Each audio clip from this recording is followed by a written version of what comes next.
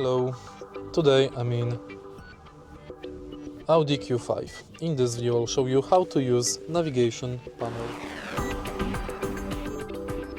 As you can see on this panel, we've got buttons like navigation, info, car setup, radio, media, name and telephone. Also skip, forward and return. In the end we can use this panel right here. Press buttons located on the sides of this panel to select menu on the instrument cluster, on the screen display.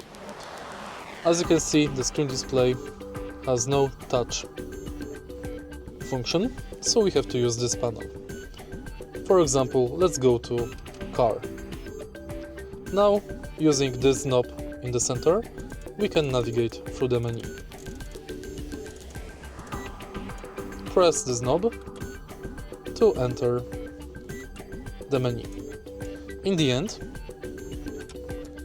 we can use buttons in the corner to enter specific menu on the screen display. For example, top right to waveband, then bottom right for sound, bottom left for tuning, and top left for memory.